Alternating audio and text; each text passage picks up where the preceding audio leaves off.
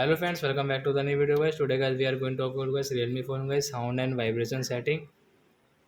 In this video guys we will talk about guys how can we guys on guys do not disturb mode in our Realme phone. Friends, you want to on guys do not disturb. So friends, how can you on it? In this video guys I will show you friends. So before starting video friends, I want to tell you guys, if you're in my channel, so friends, first of all go and subscribe my channel, click the bell icon and like my video. So friends, first of all open your phone setting to on guys do not disturb. So guys you can see this type of setting guys, sound and vibration guys, tap here to on it. Then guys you can see do not disturb mode, friends, tap here and guys you can on from here. So guys, you do not disturb mode will on, and guys you can see this moon icon. So guys, when you do any urgent work and guys you think nobody should disturb you, so guys you can on your do not disturb. After guys you cannot listen guys any notification sound and ringtone setting. So like that guys you can on guys do not disturb mode in your Realme phone. So that's it guys, thanks for watching the video guys. Now we will meet on next video. Bye friends, thanks for watching the video guys.